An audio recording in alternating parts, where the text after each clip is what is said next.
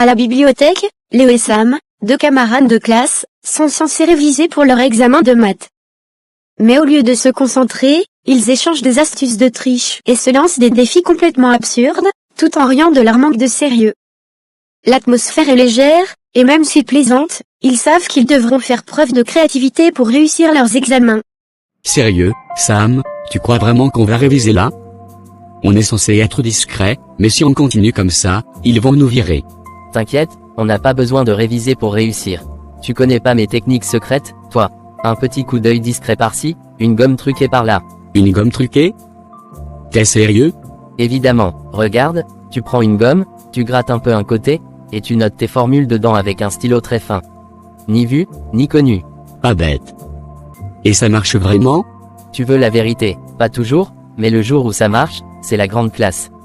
Et toi, t'as des techniques? Bah, j'ai testé le bon vieux brassard avec les formules cachées. Ça m'a sauvé plus d'une fois. Faut juste éviter de lever les bras trop haut, mais ça fait le job. Pas mal, pas mal. Mais moi, j'ai mieux, les écouteurs sans fil. Tu mets un écouteur dans une oreille, et t'enregistres des notes audio avant l'examen. Ça passe tout seul. T'es un vrai professionnel, toi. T'enregistres tout en MP3 et tu l'écoutes comme si c'était ton album préféré, c'est ça? Exactement. Bon, la seule fois où j'ai tenté, j'ai écouté en accéléré et j'ai rien compris, mais ça avait de la gueule. T'imagines la scène? T'es en plein stress, et là, t'entends ta propre voix qui récite des formules en version fast forward. Tu devais être paumé. Grave, mais t'as qu'à essayer la prochaine fois. Et d'ailleurs, je te mets au défi de trouver une méthode de triche encore plus discrète que celle-là. Ok, écoute bien, le stylo UV. J'écris les réponses sur mes mains avec un stylo à encre invisible, et j'utilise une petite lampe UV pour lire les réponses. Stylé, mais attends, t'es sérieux? Où est-ce que t'as trouvé ça? Amazon, mon pote. Faut être un peu malin dans la vie. Par contre, ça a marché une seule fois. Après, le prof s'est mis à surveiller de plus près, va savoir pourquoi.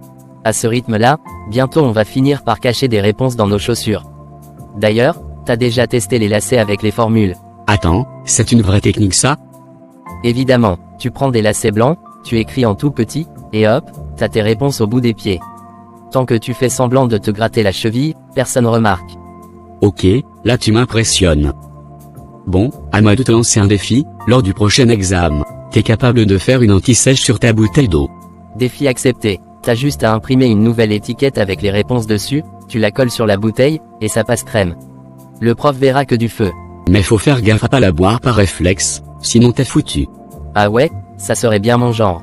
Au pire, on trouvera une autre technique, tiens, et si on faisait semblant d'être en train de dormir pendant l'examen pour faire passer un message? Pas sûr que ça marche, mec. Surtout si le prof pense qu'on abandonne. Mais ça pourrait être marrant de poser un papier sur le bureau avec écrit « Trop compliqué, je m'en vais ». J'adore, mais t'as pas peur qu'il nous colle un 0 direct? Bah, au moins, on passerait pour des artistes incompris. C'est déjà mieux que rien, non? Carrément, et tu sais quoi? J'ai une autre idée, on pourrait écrire les réponses sous nos ongles. Le prof verra rien, et si quelqu'un nous accuse, on pourra toujours dire qu'on se ronge les ongles de stress. Pas bête du tout. Mais faut avoir des ongles longs, ou alors être super précis pour écrire. Ouais, c'est peut-être un peu extrême. Mais bon, on peut toujours essayer le classique des coups d'œil sur la copie du voisin. Sauf si le voisin est aussi paumé que toi, là c'est la catastrophe. Ça m'est déjà arrivé, je te jure. J'étais sûr qu'il avait tout bon, et finalement, on a eu les mêmes erreurs. On a bien ri, après coup. Ah ouais, le fameux copier-coller d'erreur.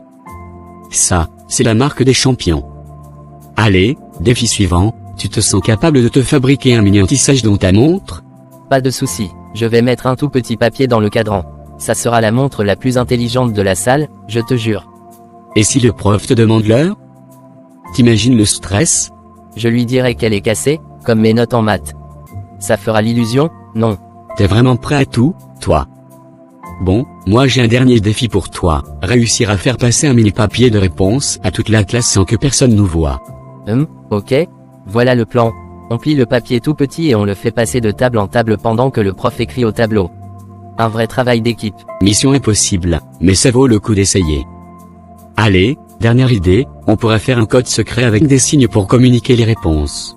Genre le langage des signes, version tricheur. On pourrait avoir un signe pour les maths, un pour les sciences. Ouais, et si on est paumé, on mime une croix avec les bras, genre j'abandonne. Parfait, mais entre nous, même si on triche, faut quand même qu'on bosse un peu, non? Sinon, nos petits trucs vont pas nous sauver longtemps. Ouais, t'as raison. Allez, on se met au boulot, au moins jusqu'à la prochaine idée de génie.